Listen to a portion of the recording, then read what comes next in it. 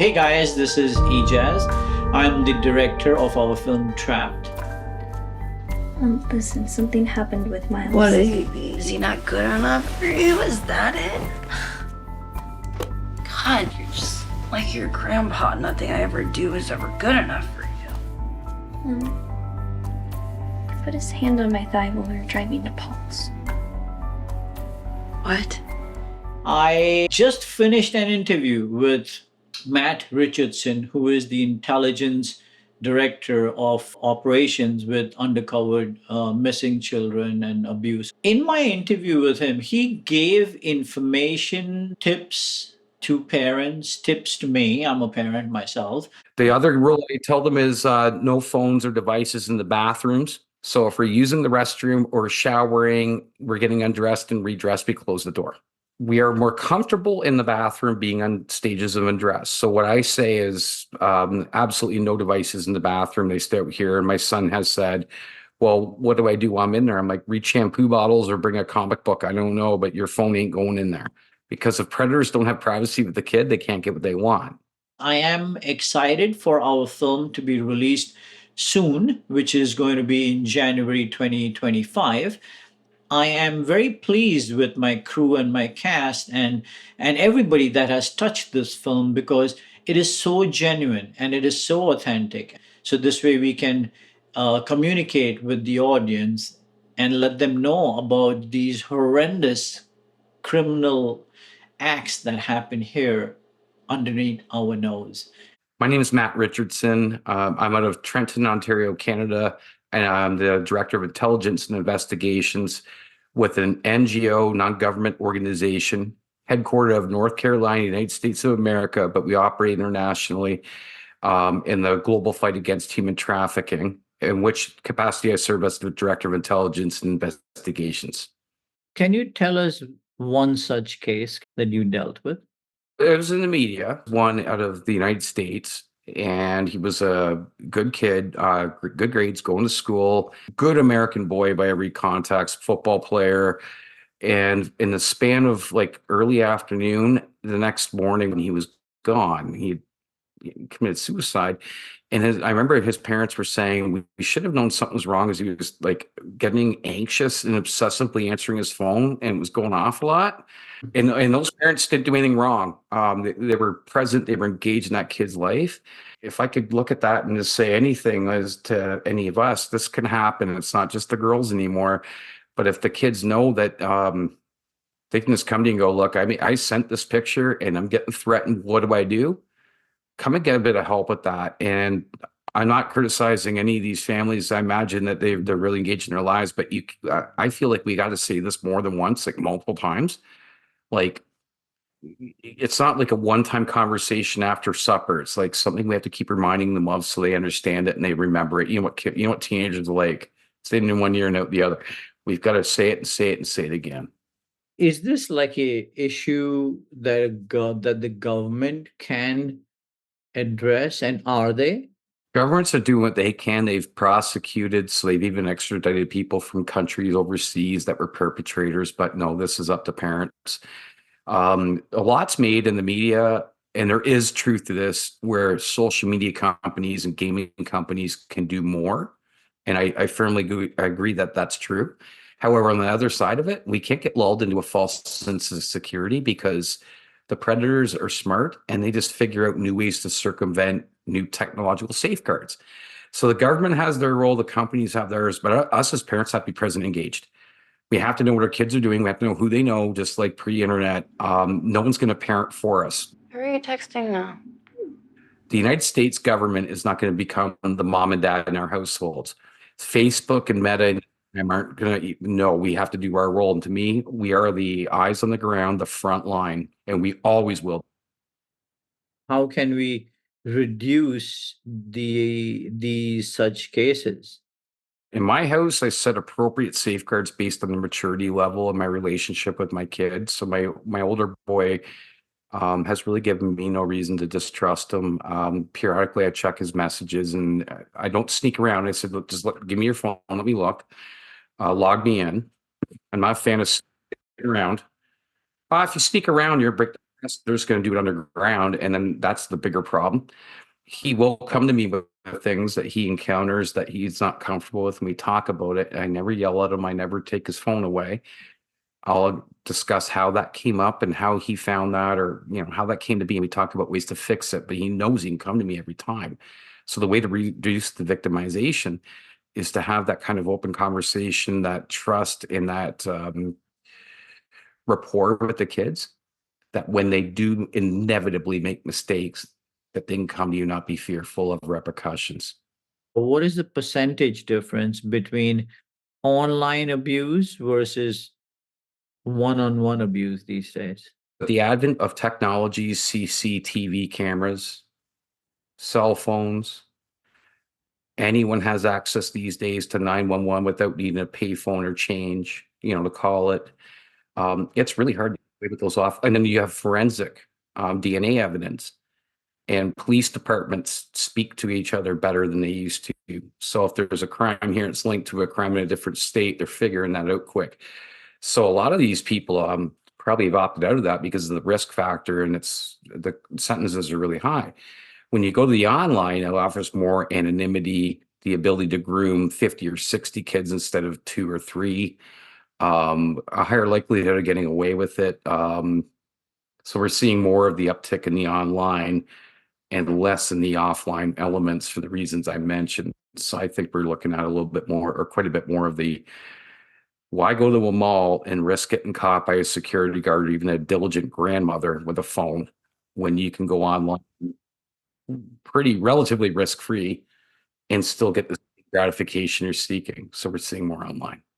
Has the crime increased after COVID? Yeah, there's been, especially in the realm of sextortion, particularly, we've seen more of that happening. So with COVID, we saw ourselves relying more on the internet at unprecedented levels to live, work, learn, play, date, everything, shop. Yeah, the sextortion one is the one that's most alarming. One of the biggest ones we've seen that's newer is the targeting of young males. So these are like teenage boys, and when they're solicited for the nudes and they provide them, these sextortionists are ratcheting the pressure and the threats to get more money instead of more nudes. But the females, it's typically more of the content. And unfortunately, this is a really serious problem because it goes from the point of contact from the sextortionist to suicides and serious self-harm and all this stuff in a matter of hours. What is sextortion? And this is a new word, right? I'm sure it is a new word. Let's say I'm on a call with you and you say something that's intended only for my ears and not for the public side of your life. And I say, send me $10,000 or releasing the clip. That's extortion. Sextortion is the same idea, but when you send a nude, I will say, if you don't send me money or more nudes, then I will release that nude to your church congregation, your school, your teachers, your family, your friends, your mom and your dad, and your grandmother, and everything.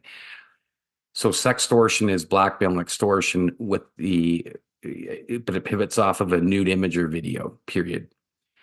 The girls get extorted for more content typically. The boys, it's like send 3,000 or 5,000 US dollars to this Bitcoin address, or I'm going to ruin your life and this and that.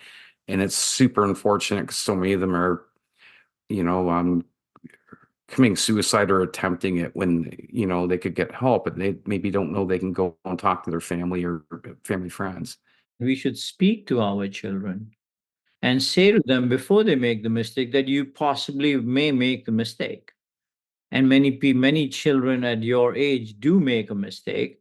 So if you do make this mistake, which we don't want you to, and I don't think you will, but if you do, feel free to come speak to us. Right, what I say to mine is I go, look, I made probably every mistake that you have made or are going to make, but I did it pre-internet.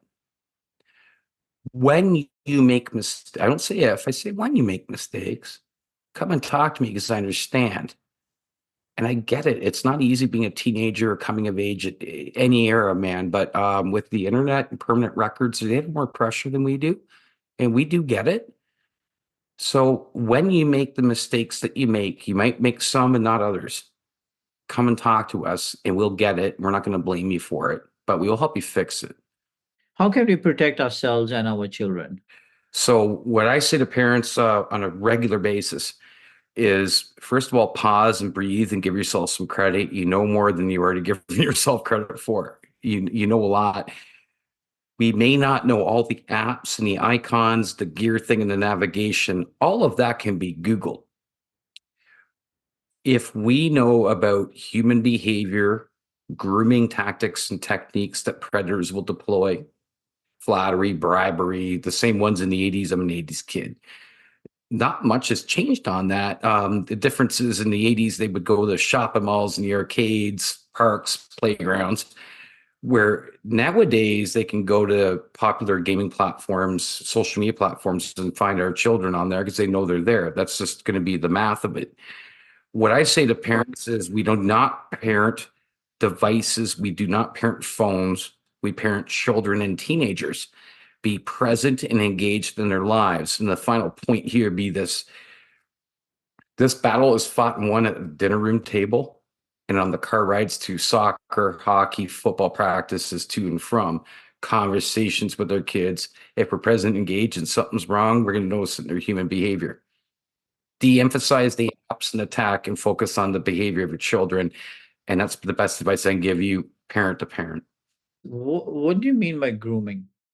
It's a matter of forming a fast friendship and building trust faster than it deserves to be earned. To me, trust and friendship have to be earned. It speeds up quicker online. And then it's a process of a combination of many things, but flattery, how tall and handsome or beautiful you are, how great you look in that outfit. So they would pose as somebody else and they would get into making our children believe that they're friends or they are their age, and then that's where the grooming starts. Like you try to take them in confidence, and once the child is in confidence, you ask them to do things. Is that true? Sometimes they will do what's called catfishing, which is where I'm 45 years old and I'm from Ontario, Canada. I might pretend to be 12 years old from Fresno, California to earn the trust of the kid. That's called catfishing, but they don't always do that. They actually might send pictures of themselves when they're a little bit younger, but say, hey, I'm 45 years old, but we really get along and we connect and that. Don't tell anyone, they won't understand. I could get in trouble. It could be either which one or. How many such cases go through your table? I can tell you that I have more than I can keep up with on a daily, weekly, monthly, yearly basis, that I can tell you. How do you handle this being a parent? Psychologically, I have methods for managing my wellness and balance. Everything's yin and yang. So where there's the dark stuff, you find the happy and all that stuff. I'm not overly concerned. I don't allow my life to be governed by the actions of a few because most people are really good inherently. Um, I do, however, teach and enforce reasonable safeguards in my family to remain safe from the threat of predation online and offline. But I'm enjoying life and I'm not letting the actions of a few overtake the wonderful moments of life. I just refuse to do that. It's not necessary, frankly. What is the advice that you give your own children? They can have 3 apps, no more, because I can learn 3. They will ask me for an app. I will vet it. And I don't know, by the way, if you ask me about how to set up privacy on TikTok, I don't know. I can tell you this, though. I will go on, I'll have a cup of coffee outside, and I'll Google it and figure it out, and I'll vet it. Hey, do they have a trust and safety department that is adequate? Like adequate mechanisms for reporting harassment and abuse and things like that. And I'll Google common sense keywords like the app with danger and teenagers or kids. And if I feel uncomfortable with the kid having it, my child, then I will look up the settings, Google them, and then I usually sit with them and well, I do sit with them and I'll say, okay, let's go through, let's install it together, add each other as friends. Now, how does the messaging work? How's the privacy setting works? So number one is they get 3 and only 3. If he wants a 4th one, I say, what of the 3 do you remove? Because I can't do like 15 or 20 of these. I can learn 3. He might sometimes push back, but that's a hard, fast no. If you want a fourth one and I approve it, which of the other ones do you get rid of? If anything or anyone makes you feel unsafe or grossed out, stop, block, and talk. Stop talking. Don't explain yourself. Block them, but do not delete anything. Police might need that. And talk to a trusted adult. If it's me or your mother, or you can talk to your Uncle Bobby or your Aunt Susan, but get help with that. If you stop, block, and talk, nothing can get that bad, even if you make a mistake. And I always tell them it's okay to make mistakes. We don't have to keep making them. The important part is how we learn from them. And I remind them, Jazz, we will always love you. We will always believe you. We will never blame you. And you have told Uncle Bob and Aunt Susan that you expect the phone call? The reason I give them my brother and my sister is they can talk to them with full confidence if they don't want to speak to me or their mom, that they will help them and we won't know. So I've spoken, in my case, I spoke with my brother and sister and said, if you hear from them about an issue, do not let us know. We trust you to be able to help. And I know that they can, because there's times kids make mistakes. They don't want to talk to mom and dad, but they'll talk to a family friend, a godfather, godmother, an uncle, or an aunt. Where are most of these crimes happening, Matt? If you mean geographically, they're from everywhere in the world, and they're from a rather diverse set of ages, socioeconomic backgrounds, ethnicities. There's really no standard topology for an offender nor a victim. They're male and female, typically a little younger. It's not often you see like someone my age being victimized like that, but generally speaking, they can be from anywhere in the world, and they can be of any age, any socioeconomic background, any ethnicity. There's really no pattern. What can we do to educate ourselves better? Because the conversation with my neighbor and his neighbor and the people down, it doesn't happen to us. Doesn't happen to us. It cannot happen to us. That's the norm. And my answer, since I have become more aware of this situation, my answer is it could happen. So what can I do as a parent to know more? I say play by the same rules that you want your children to play by, because number one, people can groom you, and they might groom you to get to your children. So if you're oversharing online, if you have vulnerabilities, and I understand that, I'm a newly single parent. I've been single in 20 years. I get what it's like. But if you have bad days or weakness, not weaknesses, that's a poor choice of words. Vulnerabilities aren't weaknesses. Everybody has them. It's part of the human condition. Keep those offline. Be aware that if you are foolish and overshare and do those things, you're right. It may not be you. I'm a 45-year-old guy. No one's come after me, but I have two sons. So if I'm loose and weak online, then I might expose them. So I play by these rules. I guess I suppose the other thing would be de-emphasize the technological. Don't completely dismiss it. Do your coffee. I call it coffee break Google on your phone. Google the apps. I'm the last guy to ask about it because I don't care. They're just apps.